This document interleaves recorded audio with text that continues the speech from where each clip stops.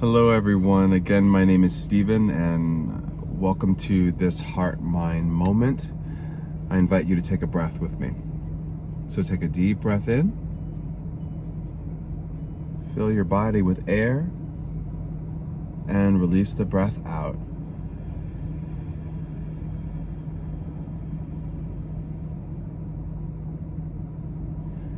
Good, I feel better just for having done that breath, taking that deep breath with you. Hopefully you feel good too.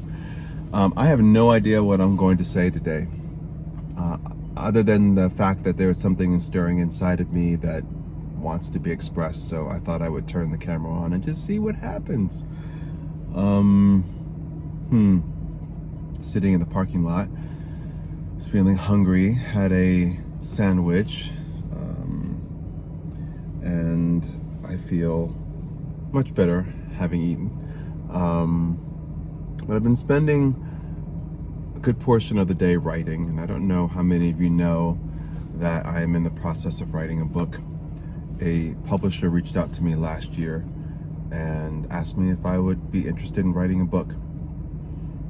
And I've begun this process. The book is titled Release, Recover, and Renew. There is a tagline that's associated with it as well, which doesn't come to mind at the moment. It's a book based on an online course that I created a couple of years ago that's focused around using practices like Qigong, deep breathing, self-massage, creative writing to aid anyone who is on a journey of recovery from anything. You know, my story is alcohol, drugs, cigarettes, food, sex. And I just wanted to create something that could meet anyone who is on a recovery journey, anywhere where they're at, whether they're at the beginning of their recovery process or whether they're like me, who is someone who's been, this month I'll be sober in recovery for 19 years. So I wanted something that could just help people to enhance their recovery journey using practices that have helped me a lot.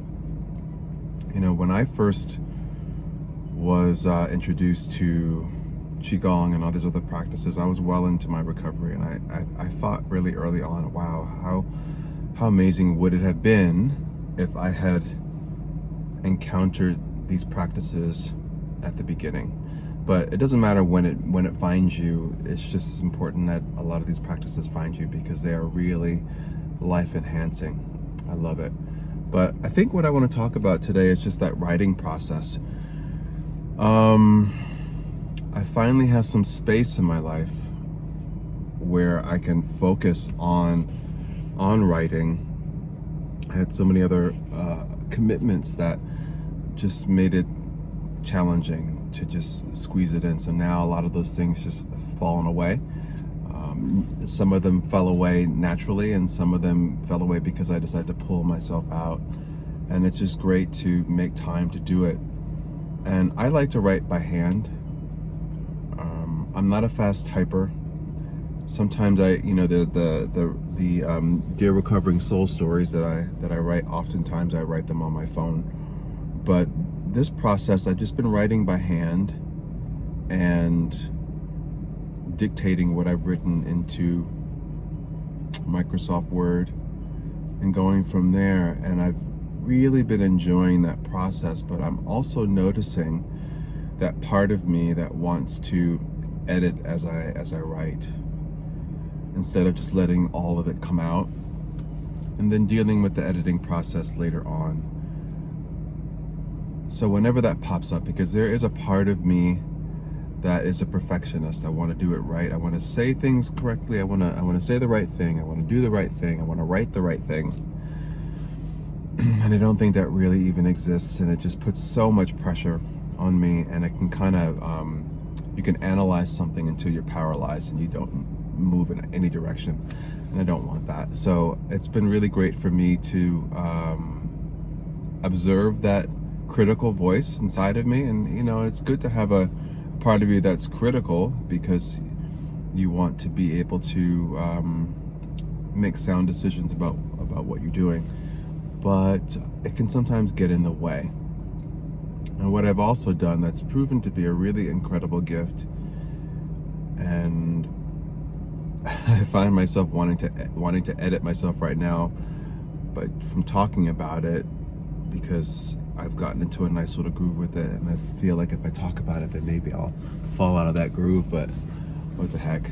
I've been using the practices that I'm writing about, that I'm sharing in the book, for myself, but really in a focused way. I don't begin writing until I've done some of those practices.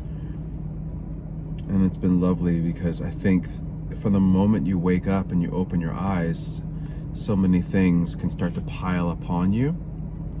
You know, thoughts that you're having, worries about, you know, something that hasn't even happened yet, or regret about something in the past, or countless things that pull you from the present moment.